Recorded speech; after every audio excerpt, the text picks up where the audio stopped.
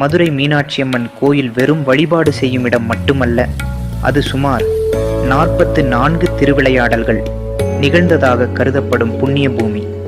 இந்த கதையில் பக்தர்களுக்கு மட்டுமல்லாமல் வேற்று மதத்தவர்க்கும் அவள் அருள் செய்ததை காணலாம். பிரிட்டிஷ் ஆட்சி காலத்தில் 19ஆம் நூற்றாண்டில் மதுரையின் மாவட்ட கலெக்டராக ரவுஸ் பீட்டர் என்ற ஆங்கிலேய அதிகாரி இருந்தார். அவர் மிகவும் நேர்மையானவர், ஆனால் இந்து மத நம்பிக்கைகளில் அதிக ஈடுபாடு இல்லாதவர். ஒரு மழைக்கால இரவு மதுரை நகரில் பலத்த இடிமின்னலுடன் கூடிய பயங்கர புயல் வீசியது. கலெக்டர் ரவுஸ் பீட்டர் தனது பங்களாவில் உறங்கிக் கொண்டிருந்தார். நள்ளிரவில் கதவை தட்டி ஒரு சிறிய தமிழ் சிறுமி உள்ளே வந்தாள்.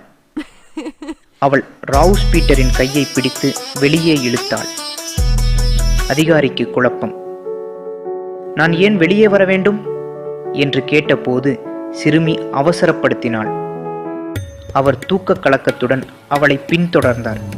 அவர்கள் வெளியே வந்து சில நிமிடங்கள் ஆனபின் திடீரென ஒரு பலத்த இடி அவரது பங்களா மீது விழுந்தது. கண்ணிமைக்கும் நேரத்தில் அவரது பங்களா தீப்பிடித்து சாம்பலானது. அதிர்ஷ்டவசமாக அவர் உயிர் பிழைத்தார். அதிகாரி அதிர்ச்சியில் இருந்து மீண்ட பிறகு அந்த சிறுமியை தேடினார். அவள் எங்குமே இல்லை. அவர் தனது பணியாளர்களிடம் அந்த சிறுமி யார் என்று விசாரித்தார். சிறுமியின் உருவ அமைப்பையும் அவள் அணிந்திருந்த உடையையும் கூறினார். அவர் விவரித்த உருவம் கோவில் கோபுரத்தில் உள்ள மீனாட்சியம்மன் சிலையின் வடிவமைப்பை ஒத்திருந்தது. அது அம்மனே சிறுமி வடிவில் வந்து தன்னை காப்பாற்றிய லீலை என்பதை அவர் உணர்ந்தார். இந்த சம்பவத்துக்கு பிறகு ரவுஸ் பீட்டர் மீனாட்சியம்மனின் தீவிர பக்தராக மாறினார். தன் உயிரை காத்த அம்மனுக்கு நன்றி தெரிவிக்கும் விதமாக அவர் மாணிக்கங்கள் பதிக்கப்பட்ட தங்கச் சலங்கை ஒன்றை அம்மனுக்கு சமர்ப்பித்தார். அதிகாரி ஓய்வுக்கு பிறகு இங்கிலாந்து திரும்பாமல் மதுரையிலேயே தங்கிவிட்டார்.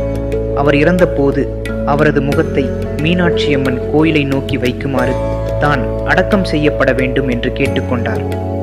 இன்றும் மதுரை ஆங்கிலேய கல்லறையில் அவரது கல்லறை அம்மன் சன்னதியை நோக்கியே உள்ளது. நீதி. பக்திக்கு மதமில்லை. உண்மையான ஆபத்தில் கடவுளின் அருள் எதிர்பாராத வடிவத்தில் வந்து காப்பாற்றும். இது வேல் கதையோன். தினமும் உங்கள் வாழ்க்கையின் இருளை அகற்றும் கதைகளை வேல் முருகன் அருளால் நாங்கள் வழங்குகிறோம். நன்றி. வேலுண்டு பயம்.